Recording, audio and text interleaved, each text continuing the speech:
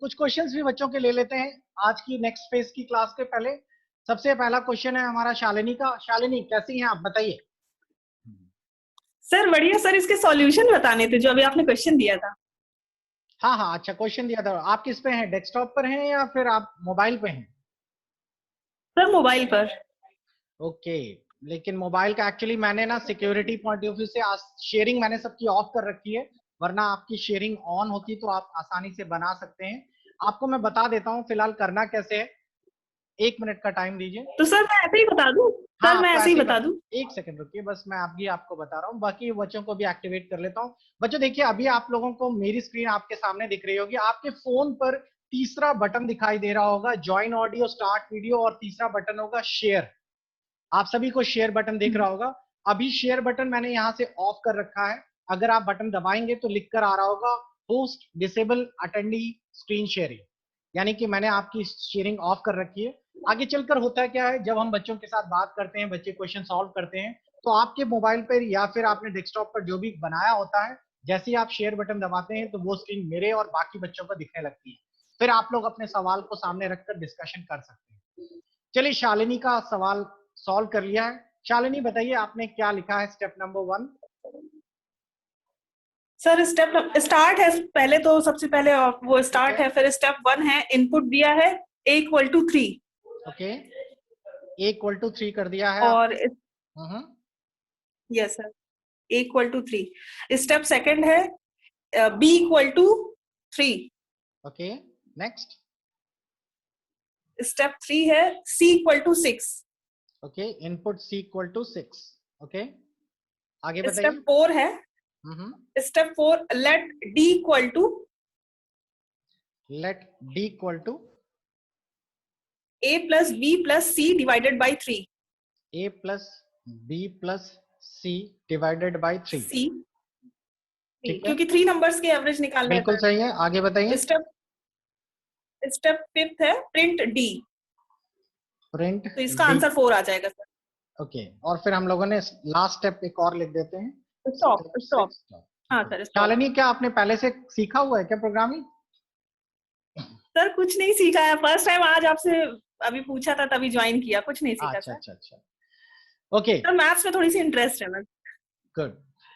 अब मैं आप लोगों से बच्चों पूछना चाहूंगा, क्या आप लोगों को किसी को इस क्वेश्चन में कोई एरर दिख रही है? क्या सभी ने यही बनाया है? अगर आपको कोई एरर दिख रही है तो आप अपना हाथ रेस कर सकते हैं। ओके, बहुत सारे हाथ आ गए। सबसे पहले संदीप कुमार केसरी का ले लेते हैं। हाँ संदीप जी बताइए।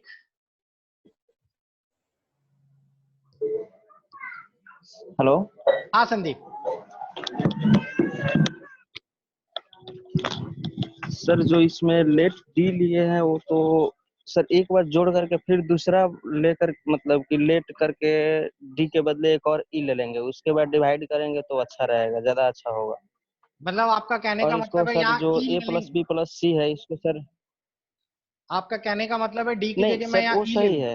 हम्म ए बी सर, हम्म, नहीं सर डी जो है ना सर, डी ठीक है। और जो डिवाइडेड बाई 3 है ना सर, इसको ना करके एक बार पहले सर इसका कमांड दे दिया जाए, अच्छा और अच्छा, उसके बाद ठीक फिर ठीक, से सर लेट डी ई करके। ओके। जी सर, इनका और देखिए, इसको सर इन्होंने ब्रैकेट में सर इनका करके कहने का मतलब उसमें। है कि पहले यहाँ पे ले लें late D equal to A+B+C, ठीक। और उसके बाद फिर यहाँ एक स्टेप और बढ़ा दें, जी सर। और उस स्टेप में हम लोग यहाँ पे ले लेते हैं, मान लीजिए E=B/3, और फिर यहाँ पर ई को प्रिंट कर दें। यही तो बोल रहे हैं आप? जी सर, और जो सर 4 नंबर स्टेप है इसको सर ब्रैकेट में लेना होगा। देखिए आपने सही कहा, लेकिन आपने प्रोग्राम को ना लेंदी बना दिया। आपको बच्चों बताना चाहेंगे कि इस प्रोग्राम में जो अभी तक जो बताया है शालिनी ने, वो प्रोग्राम लगभग ठीक है, लेकिन इसी प्रोग्राम को आप प्रोग्राम देखिए, अच्छा वही होता है जो शॉर्ट में लिखा जाए। अगर आप प्रोग्राम को 10 लाइनों में सॉल्व कर रहे हैं, उसकी जगह अगर आप 3 लाइन में सॉल्व कर देते हैं वही आउटपुट के साथ, तो वो 3 लाइन वाला प्रोग्राम ज्यादा अच्छा माना जाएगा। वैसे नंबर 10 वाले और 3 वाले में ऐसा नहीं है कि ज्यादा कम मिलेंगे, नंबर सबके बराबर होंगे, लेकिन एक्सपर्टीज के हिसाब से वो ज्यादा अच्छा होता है। मैं आपको बताना चाहूंगा कि इस प्रोग्राम को अगर आप रन कराते हैं तो रन कराने में ये प्रोग्राम गलत आउटपुट आता है, क्योंकि आपका प्रोग्राम हमेशा बॉड मास फॉलो करता है। ये आपने मैथमेटिक्स में पढ़ा होगा। तो इसके हिसाब से ब्रैकेट्स छोड़ेंगे नहीं, तो ये पहले डिवाइड कर देगा। तो डिवाइड करते ही यहाँ पे 2 आ जाएगा, और जो कि आपके लिए दिक्कत करेगा। आप लोगों को इस नंबर्स पे भले ही वो गड़बड़ ना हो, लेकिन बाकी अगर पॉइंट्स वगैरह वैल्यूज लेंगे तो दिक्कत करेगा आपको। इसके लिए सही जवाब होगा कि पहले आप इसको ब्रैकेट में दीजिए ऐसा। ब्रैकेट करने से बेनिफिट ये होता है कि तीनों नंबर्स पहले ऐड हो जाते हैं, ए बी सी, और उसके बाद यानी कि आपका यहाँ पे 6 + 6 यानी 12 हो जाता, और 12 को फिर वो 3 से डिवाइड कर देता। तो इस तरीके से आपका ये आंसर सही आता। बाकी क्वेश्चन सही, सब कुछ सही है, बस इन्होंने डिवाइड नहीं लगाया, या सॉरी ब्रैकेट नहीं लगाया, जिसके ये कारण ये क्वेश्चन गलत हो रहा था, और ये बहुत जरूरी है। तो आपको थोड़ा सा आइडिया लग गया। चलिए अब 3 देख लेते हैं, एल्गोरिदम। एल्गोरिदम का मतलब अगर आप समझें, मैंने जैसा आपको बताया था, a sequential solution of any program that written in a human language called algorithm. Step by step क्रमबद्ध तरीके से हमारी भाषा में लिखे गए क्रम को ही एल्गोरिदम कहते हैं। Algorithm is the first step of the solution process. किसी भी प्रोग्राम को सॉल्व करने के लिए जो पहला स्टेप होता है वो एल्गोरिदम ही होता है, ठीक है। लेकिन आपको एल्गोरिदम रफ वर्क में करना है। आप सोचें कि हमने प्रोग्राम बना लिया ना, ये प्रोग्राम नहीं है, ये तो आपने रफ वर्क किया है। जैसा कि मैंने आपको यहाँ पे दिखा रहा हूँ, स्टेप नंबर 1, स्टेप नंबर 2 और आखिरी में स्टेप नंबर 5 स्टॉप हो गया, ठीक। तो एल्गोरिदम ये नहीं होता, मतलब कहने का मतलब ये प्रोग्राम नहीं होता। एल्गोरिदम बेसिकली आपका रफ वर्क है। अब हम लोग कुछ और भी एल्गोरिदम बनाना शुरू करते हैं, और उसके बाद फिर हम लोग लेंगे फ्लो चार्ट। अब आप लोग अपनी कॉपीज खोलिए, और अपनी कॉपीज में एक छोटा सा एल्गोरिदम और बनाइए। मैं खोल लेता हूं आपके लिए विनवर्ड, और अब आप लोग अपनी कॉपीज में लिखना शुरू करिए। राइट एल्गो नंबर फर्स्ट, क्या किस चीज का एल्गो बनाना है? Finding the area and perimeter of rectangle, ठीक। आपको एरिया और पेरीमीटर ऑफ रेक्टेंगल के लिए एक एल्गोरिदम तैयार करना। ध्यान रखना, रेक्टेंगल ये होता है, और उसकी ये होते हैं लेंथ एंड ब्रेड्थ। एरिया जो होता है वो होता है आप लोगों का लेंथ इनटू ब्रेड्थ, और पेरीमीटर कितना होता है 2l+b या a+b कह लीजिए। इसके केस में आपको यही रेक्टेंगल का एरिया और पेरीमीटर का प्रोग्राम बनाना है। ए और बी की वैल्यू इनपुट कराइए, एरिया और पेरीमीटर दो आउटपुट कराइए। क्लियर हो गया सभी को? जल्दी से सॉल्व करिए। इसी बीच कुछ क्वेश्चंस भी ले लेते हैं बच्चों के, और जिसका हो जाए वो हाथ रेस करेगा। आपके कोई सवाल हैं तो अपने सवाल के लिए अपना क्वेश्चन हाथ रेस कर सकते हैं। सवाल है मोहम्मद रियाजुद्दीन का, बताइए मोहम्मद। Good evening sir. जी गुड इवनिंग। हेलो सर, मैं ये कह रहा था, ये आपने सर ये एल्गोरिथम में सर जो वैल्यू दी हुई है सर, ये वैल्यू तो फिक्स वैल्यू है, ये तो फिक्स वैल्यू पे ही काम करेगा। अगर बिल्कुल। मुझे अपने अकॉर्डिंग वैल्यू देना है तो फिर क्या करेंगे? अभी एक्चुअली होता है क्या है, अकॉर्डिंग आपके अकॉर्डिंग या अपने अकॉर्डिंग के लिए आपको जब प्रोग्राम बनाएंगे तो इनपुट लेकर चलेंगे हम लोग। इनपुट x जैसे मैंने ले लिया, इनपुट y ले लिया। अभी हम समझने के लिए क्या कर रहे हैं, फिक्स वैल्यूज लेके चल रहे हैं। जैसे फॉर एग्जांपल मैं जब अगर आपको पाइथन ही खोल के दिखा देता हूं, ये रहा हमारा पाइथन। होता क्या है, अभी जब आप प्री स्टेज में जब बच्चों को पढ़ाया जाता है इस तरीके से आप देख रहे हैं, तो मैं यहाँ पे आपको सिखाने के लिए a = 10, b = 20 इस तरीके से लेके चल रहा हूं, और मैंने कहा a+b, और जैसे ही मैं एंटर करूंगा देखिए 30 स्क्रीन पर आ गया। लेकिन ये तो कांस्टेंट वैल्यू दे रहा है। आगे चल के जब आपको इनपुट कमांड का इस्तेमाल करना सिखाया जाएगा, और यहां पर आप input value of a value of b लिखेंगे, प्रोग्राम चलाते समय वो आपसे पूछेगा आपको a की वैल्यू क्या देनी है, आपने कहा 10, b की वैल्यू क्या देनी है, आपने कहा 20, उसके अकॉर्डिंगली वो आंसर देगा। जब दोबारा आप प्रोग्राम को रन कराएंगे फिर से वो नई वैल्यूज पूछेगा। क्लियर हो? तो अभी हम प्री स्टेज में हैं, इसीलिए कांस्टेंट वैल्यू लेकर चल रहे हैं। मैं एक ही दिन में इतना सब कर दूंगा ना तो बच्चे हमारे भी कंफ्यूज हो जाएंगे। आपने जो पूछा उसका मतलब वो आगे मिलने वाला जनरल वैल्यूज। क्लियर हो गया? नेक्स्ट हमारा है, तो क्या सर मैं एक साथ वैल्यू दे सकता हाँ हाँ दे सकते हैं, कोई दिक्कत नहीं। सक्षम, सर अगर मुझे ज्यादा वैल्यू एक साथ इनपुट करानी है तो क्या करेंगे? कॉमा कॉमा लगा सकते हैं, हेलो। कॉमा कॉमा लगा के आप दे दीजिए input A comma B comma C comma D। Saksham Yadav, Saksham बताइए क्या सवाल है आपका? जी sir, good evening sir. Good evening. Good evening. Sir, actually, I'm speaking Hyderabad, and sir, may I speak in English or Hindi? As you wish. Sir, okay, sir. Thank you. Sir, earlier we have studied C, and now if we are studying in Python, then writing for algorithm and program, I think the basic syntax is same or different little bit. देखिए, actually I have already told at the beginning of the class that these programming concepts, if it is in C or if it is in Python or any other programming, the algo and the flowchart, all these scenarios are just the same. These are the pre-knowledge about the programming. Means the steps, how you Yes, write the right. flowchart, how you draw the. So there is nothing to worry about the algorithm or about or the flowchart.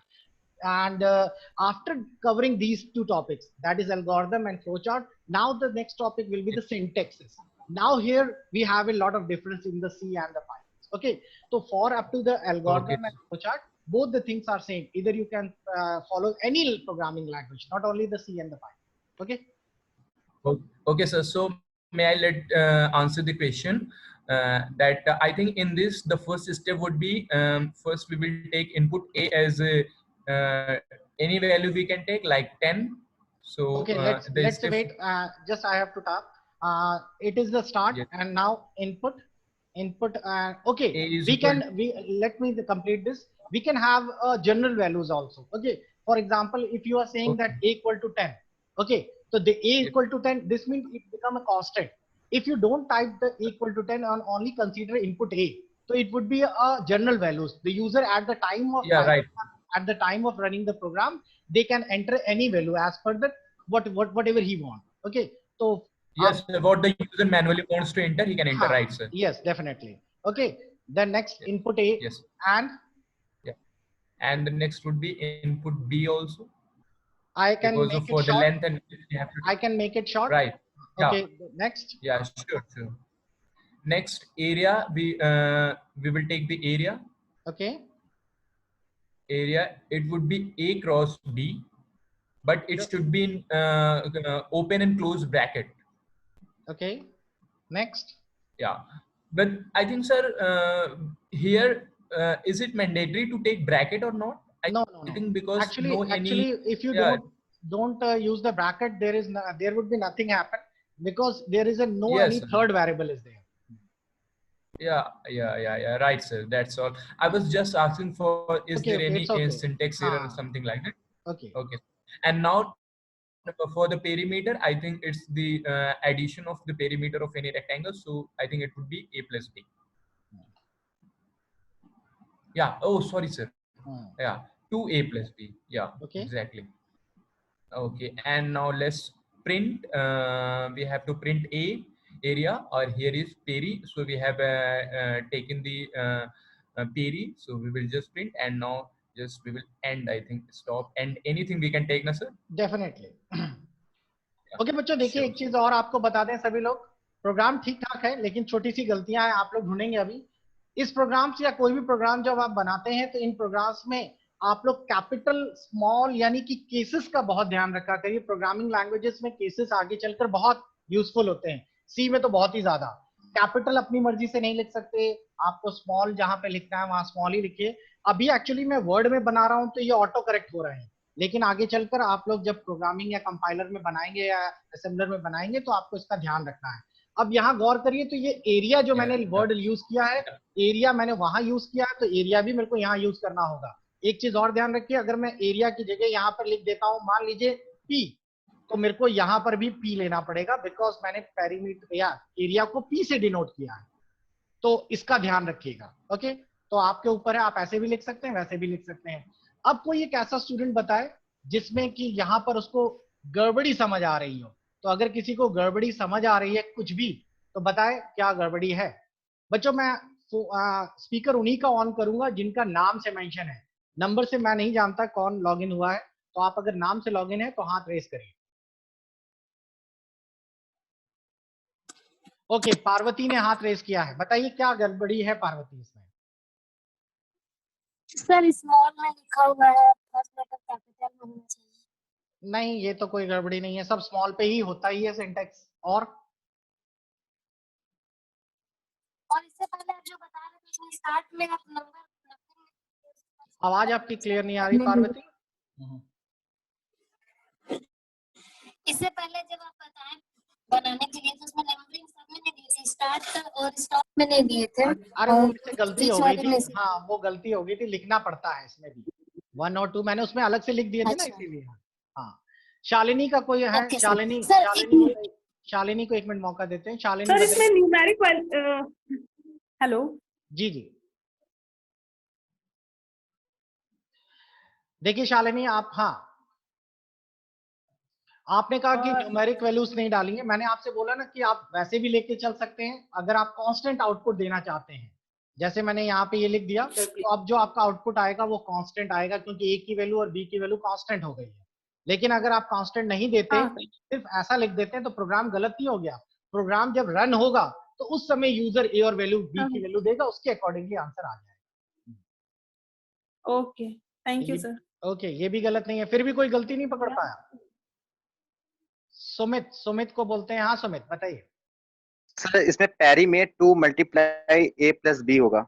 बिल्कुल सही जवाब, ये होना चाहिए multiply का sign, क्योंकि हम लोग नॉर्मल मैथमेटिक्स में तो अपने मन में मल्टीप्लाई कर देते हैं ना, लेकिन कंप्यूटर थोड़ी मल्टीप्लाई कर पाएगा। शो करना पड़ेगा, तो कंप्यूटर को शो करना पड़ेगा, उसको हर एक चीज चाहिए, उसको नहीं पता। अगर आप कह देते हैं 2a, फॉर एग्जाम्पल आपने लिख दिया 2a, तो उसको नहीं पता 2 into a है, वो तो 2a एक अलग वेरिएबल बन गया उसके हिसाब से, और a2 अलग हो गया उसके लिए, ये दोनों चीजें अलग अलग है। अगर आप 2 और into a करना है तो उसे बताना पड़ेगा ये 2a है, तो ये ध्यान रखिएगा। तो ये छोटी छोटी चीजें हैं आपकी जो आपको ध्यान देनी है। तो मेरे ख्याल से ये भी क्लियर हो गया होगा कि ये अब जाकर परफेक्ट हो गया है आप लोगों का area and perimeter of rectangle कैसे निकालते हैं।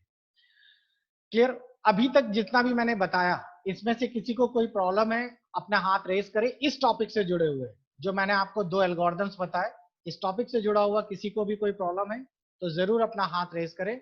ध्यान रखिएगा आपको अपने नाम से लॉगिन करना है। अभी हमारे पास और भी बहुत सारे फ्लो चार्ट्स हैं, लाइए मैं आप लोगों को कुछ हेल्प कर देता हूं। आपको फ्लो चार्ट्स कैसे मिलेंगे, आप गूगल करिए और आप कोई भी प्रोग्राम मैथमेटिकल उठा लीजिए, अभी छोटे लेवल से बनाइएगा तो आपको आसान हो जाएगा। जैसे आप लोग लिखना चाहते हैं फ्लो चार्ट या algorithm for multiplication of 2 numbers, मैंने एक आपको बता दिया सिंपल।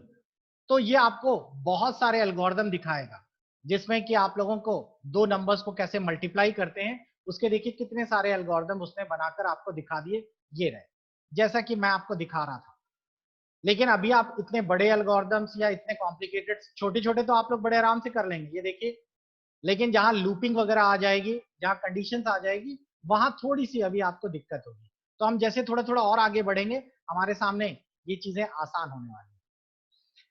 अब एक और छोटा सा हम लोग लेके चलते हैं। ओके, एक क्वेश्चन भी आ गया इसी बीच सक्षम यादव का, बताइए सक्षम। सर जो आपने YouTube पे वीडियोस डाले हुए हैं सर, सो आई थिंक इसको अभी से पढ़ना स्टार्ट कर दें, it will be helpful in the next lectures. और इसको जब आप मतलब पर्टिकुलर रेफर करेंगे कि अब आप वो वीडियोस पढ़ें सर। एक्चुअली वो जो मैंने YouTube में वीडियो डाले हैं वो ऑनलाइन क्लासेस के नहीं है। बिफोर लॉकडाउन मैंने अपने यहाँ इंस्टीट्यूट में ऑफलाइन क्लासेस ली थी, तो उनको पढ़ाने के लिए मैंने वीडियोस डाल दिए थे, क्योंकि बच्चे उस बीच प्रैक्टिकल एग्जाम चल रहे थे यूनिवर्सिटी वगैरह के, तो रेगुलर नहीं आ पा रहे थे। तो वो तो अभी हट जाएंगे थोड़े दिन के अंदर। अब ये वीडियोस जो आज से शुरू हो रहे हैं, ये फ्रेश लेवल से अब लगातार 2 महीने तक आपके अपलोड होते रहेंगे। तो अगर आप अब पढ़ना शुरू कर रहे हैं तो आज से उन वीडियोस को कंटिन्यू करिए। लेकिन अगर आप वो वाले 7-8 वीडियो पहले से पढ़ लेते हैं तो वो बहुत हेल्पफुल होंगे, क्योंकि वो अभी आगे फिर से रिवाइज होंगे।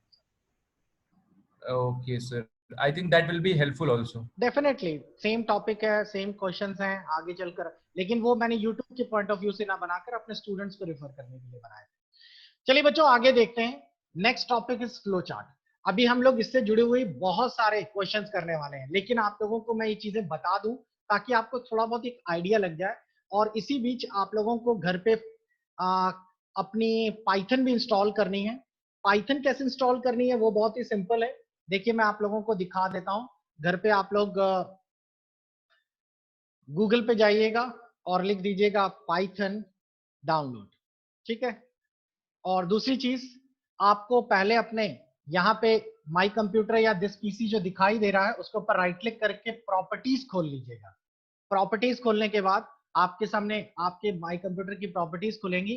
यहाँ पर वो आपको बताएगा कि आपकी जो ऑपरेटिंग सिस्टम है वो कितने बिट का है, यानी कि 32 बिट का है, 64 बिट का है, जैसा भी है उस बिट के अकॉर्डिंगली ही आप लोगों को, जैसे मेरा 32 बिट्स का है तो आपको 32 बिट वाला ही पाइथन डाउनलोड करना है।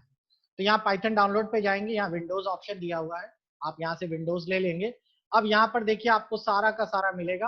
आपको लेटेस्ट पाइथन डाउनलोड करना होगा, ठीक है। लेटेस्ट पाइथन डाउनलोड कर लीजिएगा और ये एक एक्सी फाइल के रूप में आ जाएगा, बस उसको इंस्टॉल कर लीजिएगा। 1 मिनट का टाइम दीजिए, मैं आपको अभी पूरा करके दिखाता हूँ। तो आप लोग जैसे इसको डाउनलोड कर लेंगे, लेटेस्ट डाउनलोड करिएगा, वो आपके लिए और बेनिफिट होगा। तो आप जैसे ही इसे डाउनलोड कर लेंगे, मैं आपको दिखाता हूँ ये आपके सामने इंटरफेस कैसे खुलेगा। मेरे पास कुछ स्क्रीन मिल जाएंगी यहाँ पर। ये इस तरीके से सबसे पहले आपके स्क्रीन पर खुलकर आएगा, जैसा कि आपको यहाँ पर दिखाई दे रहा है। मैं थोड़ा सा और एनलार्ज कर देता हूँ। ये रहा, ये डाउनलोड होगा। आपको इसमें से कोई भी चेंजेस नहीं करने हैं। ये दोनों चेक बॉक्सेस ऑन रखने हैं, इसको गलती से भी छोड़िएगा नहीं। पाइथन का पाथ ऐड करना और डिफॉल्ट लॉन्चर को ऐड कर लेना। ये पाथ वगैरह कोई चेंज ना करिए, कस्टम आपको नहीं करना, बस आपको इंस्टॉल नाउ पे क्लिक कर देना है। इन दोनों को बस यहाँ पे ध्यान रखिएगा, ये चेक होने चाहिए। नेक्स्ट स्टेप आएगा जिसमें आपको नेक्स्ट नेक्स्ट नेक्स्ट मांगेगा। इसमें कोई रॉकेट साइंस नहीं है, जैसे जैसे आप नेक्स्ट करते चले जाएंगे कोई भी चेंजेस नहीं करना, बस नेक्स्ट नेक्स्ट नेक्स्ट, सब कुछ हो जाएगा नेक्स्ट और इंस्टॉल हो जाएगा। इंस्टॉल होने के बाद जब ये पूरा हो जाएगा, अब आपको क्या करना है, सबसे पहले सर्च में जाना है और जब इंस्टॉल हो जाएगा तो वहां पे टाइप करना है IDLE। IDLE एक्चुअली पाइथन का एक शेल होता है जिस पर हम प्रोग्रामिंग करते हैं। देखिए ये जैसे ही आप एंटर करेंगे ये पाइथन शेल ओपन हो जाएगा और इसी पर आपको, ये वो विंडो है जिस पर आप पाइथन की प्रोग्रामिंग करेंगे। प्रोग्रामिंग भी बहुत आसान होती है। जैसे हम लोग अभी आपको मैं दिखा देता हूँ एक छोटा सा प्रोग्राम। जैसे अभी आपने बनाया A = 10, B = 5 और मैंने यहाँ पे लिख दिया C = ब्रैकेट में लिखा A + B / 2। यही तो एवरेज निकाला था हम लोगों ने। और उसके बाद मैंने कर दिया प्रिंट करो C। बस लीजिए हमारा प्रोग्राम बन गया। 7.5 आंसर भी आ गया। बना लिया आपने, सीख लिया। तो आपने एल्गोरिथम को ही तो फॉलो किया। A की वैल्यू इनपुट की, B की वैल्यू इनपुट की, कैलकुलेट किया, प्रिंट आउटपुट कर लिया, हो गया हमारा प्रोग्राम। तो आपको ये टेस्ट करने को मिल जाएगा। दूसरा, आप डॉस में भी जा सकते हो। रन पे जाके लिखिए CMD और CMD में लिख दीजिए पाइथन और जैसे ही आप एंटर करेंगे ये पाइथन शेल आ जाएगा। और अब आप लोग यहाँ पर लिख सकते हैं A = 3, B = 10, C = A × B और प्रिंट करो C और लीजिए ये 30 आ गया आंसर। तो आप देख पा रहे होंगे मैंने आपको शेल में भी और डॉस में भी, दोनों में पाइथन की प्रोग्रामिंग दिखा दी। अच्छा, इसे Ctrl Z से बाहर आते हैं और एग्जिट से डॉस बाहर। तो सिंपल है, आप लोगों को कोई दिक्कत नहीं आएगी पाइथन में कैसे प्रोग्राम डिजाइन किए जाते हैं। क्लियर? तो आज की बेसिक क्लास आपको समझ आ गई। 1 घंटे का मैंने आपको पूरा एक इंट्रो दे दिया। पाइथन के बारे में थोड़ा सा समझ लीजिए। पाइथन एक काफी प्रोग्रामिंग लैंग्वेज, बहुत फेमस पॉपुलर प्रोग्रामिंग लैंग्वेज है। इनको क्रिएट किया था यूडो वैन रसन ने 1991 में। क्लियर? और इनसे जुड़ी हुई अगर आपको और अतिरिक्त जानकारी चाहिए तो जल्दी जल्दी समझ लीजिए। थोड़ी सी थियरी पार्ट है और इसमें अगर हम बात करें, ये रहा, ये एक high level interpreter high level language है। इंटरप्रिटेटर हाई लेवल लैंग्वेज का मतलब समझते हैं? पाइथन प्रोग्रामिंग में अगर आप कोई प्रोग्राम बनाते हैं और अगर प्रोग्राम 10 लाइनों का है और आपकी लाइन नंबर 5 पे गलती हो रही है, जैसे कि फॉर एग्जांपल अगर मैं आपको यहाँ पर एक प्रोग्राम बना के या बना बनाया प्रोग्राम ओपन कर देता हूं मैं, इंटरप्रिटेटर का वर्ड मैं आपको मतलब बता रहा हूँ क्या होता है। कोई भी मैं एक प्रोग्राम यहाँ से ओपन करा लेता हूँ और उस प्रोग्राम में कोई एक जानबूझ के एरर देता हूँ, जैसे मैंने यहाँ पे दे दिया एवरेज का प्रोग्राम, तो आप बच्चों देख पा रहे होंगे ये एवरेज का प्रोग्राम। एक स्टूडेंट ने पूछा था कि मेरे को यहाँ पर कोई नंबर अपनी तरफ से डालने हैं, तो कैसे डालेंगे, अभी तो कांस्टेंट नंबर है, तो उसके लिए बच्चों हमें ये लिखना पड़ता है इनपुट, एक सिंटेक्स लगाएंगे हम इनपुट कमांड का। अब इस प्रोग्राम को अगर मैं रन कराऊंगा स्क्रीन पर तो आपको दिखाई देगा, ये देखिए बोल रहा है एंटर द फर्स्ट नंबर। अब मेरे से मांग रहा है ना नंबर, मैंने डाला 5, फिर डाला 6 और फिर डाला 9, एवरेज आ गया 20। क्लियर? तो ये हो गया हमारा प्रोग्राम एक पाइथन का। लेकिन अगर मैं इसमें जानबूझ के कोई एरर दे देता हूं, जैसे मैंने यहाँ पर इन्वर्टेड कॉमा नहीं लगाया, जानबूझ के नहीं लगाया, अब प्रोग्राम को मैं रन कराता हूं तो आपके उसके प्रोग्राम पहले बोल रहा है सेव करिए, और देखिए यहाँ पर वो तुरंत दिखा रहा है ना कि इस लाइन में एरर है। आपको अलग से एक लाइन एरर दिख, उसने 2 लाइनें तो चला दी, तीसरी लाइन में उसको एरर समझ आई, 2 लाइनों में कोई एरर नहीं समझ आई। अगर मैं तीसरी लाइन की एरर सही कर देता हूं तो प्रोग्राम रन हो जाएगा। अब मैंने रन करा दिया, अब प्रोग्राम हमारा रन हो जाएगा।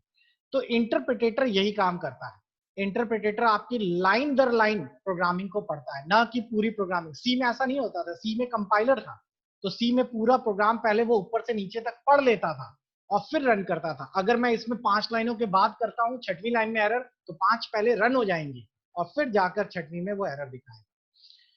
तो ये होता है interpreter high level language.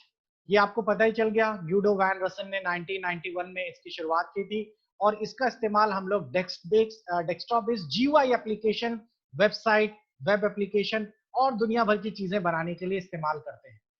Python का जो आजकल की डेट में सबसे ज्यादा फास्टेस्ट ग्रोइंग प्रोग्रामिंग लैंग्वेजेस है। Python is a more productive than the other programming language. Companies are optimized their most expensive resources employs rich that। अच्छा देखिए, Python में एक और अच्छी चीज ये भी है कि Python जो प्रोग्रामिंग लैंग्वेज अच्छी इसलिए भी मानी जाती है क्योंकि इसमें बने बनाए पहले से लाइब्रेरीज एंड फ्रेमवर्क है। अब जिन्होंने CSS पढ़ा हुआ होगा, सेकंड पेपर जो बच्चे पढ़ रहे हैं, तो उनको फ्रेमवर्क का मतलब समझ आ गया होगा। जिनको नहीं पता तो उनको बता दें कि इसमें बने बनाए सेट ऑफ प्रोग्राम्स पहले से होते हैं, बस आपको थोड़ा बहुत प्लस माइनस चेंज करना होता है। लीजिए हमारा सब प्रोग्राम पहले से तैयार है। अब सी लैंग्वेज में अगर मैं आपसे कहूँ फैक्टोरियल निकालना है तो आपको बकायदा फैक्टोरियल का प्रोग्राम बनाना पड़ेगा, लेकिन इसमें सबके फंक्शंस ऑलमोस्ट पहले से अवेलेबल है। तो पाइथन्स में बहुत सारे फंक्शंस हैं, मैथमेटिकल भी हैं, स्टैटिकल भी हैं, तो आपको बस उनकी वैल्यू इनपुट करानी है, फंक्शन कॉल कराना है, आउटपुट दे देना है, काम खत्म। तो ये काफी इजी हो जाता है बाकी के कंप्यूटर, तो इसीलिए हम लोग पाइथन पढ़ेंगे। तो सी लैंग्वेज में आप लोगों को काफी ज्यादा मेहनत होती है, लेकिन आगे चलकर आप लोगों को बेसिकली आपका मेन कॉन्सेप्ट ओ लेवल को क्वालिफाई करना है। अगर मैं आपसे कोई पूछता है कि बेस्ट प्रोग्रामिंग कौन सी है सीखने के लिए, तो सी ही होता है उसका सही जवाब, क्योंकि उसमें बहुत ज्यादा दिमाग के घोड़े दौड़ाने पड़ते हैं। इसमें तो सब कुछ ऑलमोस्ट तैयार है हमारे पास। तो बच्चों आज की क्लास फिनिश करते हैं, जाते हुए 1-2 क्वेश्चंस और ले लेते हैं। नेक्स्ट क्वेश्चन है अजय कुमार तिवारी का। अजय बताइए क्या सवाल है? जी good evening sir. Good evening Ajay, थोड़ा जोर से बोलिए, आपकी आवाज नहीं आ रही है। सर मैं ये पूछना चाह रहा था, ये जो डेमो क्लास हम ज्वाइन किए हैं जी, और हमने क्या थे अभी सर पेड नहीं किया है लाइव क्लास के लिए, ठीक है। तो ये डेमो क्लास सर हमें कब तक मिल सकेगी, मतलब कब? डेमो मेरे मूड पर है, वैसे तो मैं कोशिश कर रहा हूँ कि 1 वीक चलाऊं, उसके बाद से फिर मैं इसको पेड में कन्वर्ट कर दूं। एक्चुअली होता क्या है, मेरे साथ बहुत सारे बच्चों की एक रिक्वेस्ट आती है कि सर हमने लाइफ में कभी भी लाइव क्लासेस नहीं ज्वाइन की है, क्या हमें समझ आएगी? जी सर। तो इस कारण मेरे जी को ये लाइव क्लासेस का डेमो शुरू करना पड़ा। अगर आपको बेनिफिट लगता है, अगर आपको लगता है कि इन क्लासेस से आपका औचित्य पूरा होता है, आपको समझ आता है, तो ही आप ज्वाइन करिएगा। तो अभी डेमो क्लासेस चलेंगे, ऑलमोस्ट 1 वीक तो चलेगी ही चलेगी, उसके बाद फिर आप ऑनलाइन पेमेंट देके इसको लाइव क्लासेस को पेड वर्जन में शिफ्ट कर पाएंगे। जी बिल्कुल, thank you sir. Okay, Rahul का एक क्वेश्चन है। राहुल जी, राहुल कुमार बताइए क्या सवाल है आपका? Good evening sir. जी गुड इवनिंग सर ये जो क्लासेस हो रही है यूट्यूब पे भी अपलोड रहेंगी? हाँ, अभी तो यूट्यूब में अपलोड होंगी, लेकिन उसके बाद जब पेड वाली शुरू होंगी तो फिर वो आपको एक्सेस नहीं होंगी, वो पेड कंटेंट सिर्फ पेड स्टूडेंट को दिखाएंगे।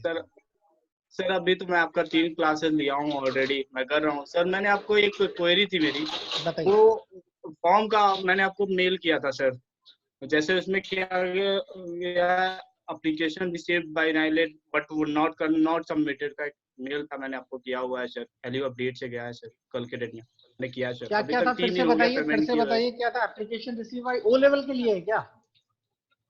हाँ, वो लेवल के लिए। अच्छा वो आपको But दिखा रहा not- होगा but एप्लीकेशन not निलिट को form not- इशूड हो form गई है। not अच्छा ठीक है, submitted. समझ गया। मैंने देखिए आपको वो व्हाट्सएप पे भी मैं मैसेज समझ भेजा गया। था सर। वो आपका जो अपडेट्स है वो निलिट इतनी जल्दी नहीं करता। अगर आपने फीस भर दी है तो आपको रजिस्ट्रेशन नंबर के मिलने के बाद ही वो आपको नेट पे दिखाएगा। आपकी फीस पेमेंट हो गई है ना? रजिस्ट्रेशन नंबर 500 ऑलरेडी मिल गया है। मिल गया है ना? नहीं, आपने पे... 36 सर रजिस्ट्रेशन सभी मिल चुके हैं। फॉर्म एग्जाम फॉर्म भरा था, उसके फीस पेमेंट किया था, उसके बाद ये एरर दिखा रहा था। मैंने समझ आपको रहा हूँ मेल वो किया हुआ है सर आप ऑलरेडी। उसमें वो एप्लीकेशन जब फॉर्म के आप भरते हैं उसके बाद तुरंत अगर आप स्टेटस चेक करें 6-7 दिन तक वो यही बोलता है कि एप्लीकेशन की पेमेंट हो गई है, लेकिन अभी निलिट को रिसीव। गल जाएगा, उसको उबालो कि डोंट वरी, वो हो जाएगा, उसके लिए आप Yes, बेशक, वो कोई ऐसा नहीं, वो सभी के लिए वही कॉमन है। Thank you. ओके बच्चों, फिर आज रखते हैं क्योंकि आज स्टूडेंट्स बहुत ज्यादा हैं तो मैं सभी की क्वेरीज ले नहीं पाऊंगा। धीरे धीरे करके हम लोग कल की क्लास, नेक्स्ट क्लास होगी। हाँ, अब नेक्स्ट क्लास कब होगी ये भी सुन लीजिए, और नेक्स्ट क्लास का पासवर्ड वगैरह आपका सेम रहेगा, कोई इश्यूज नहीं है। 7:30 बजे की क्लास होगी, लेकिन नेक्स्ट क्लास जो है वो आप लोगों की होगी मंडे को। तो मंडे को होगी आपकी नेक्स्ट क्लास सेम 7:30 बजे। तो आप लोग सभी ध्यान रखिएगा। आप लोगों को सेम क्लास ज्वाइन करने के लिए मैं इस पे लिख भी देता हूँ। मंडे को रहेगी आप लोगों की क्लास और टाइमिंग वही है 7:30 शाम का। प्रोसेस भी वही है, सेम यूजर आईडी है, सेम पासवर्ड है। आप लोग अपनी क्लास को कंटिन्यू करेंगे। इसी के साथ बच्चों गुड नाइट, शुभ रात्रि, टेक केयर, जय हिंद।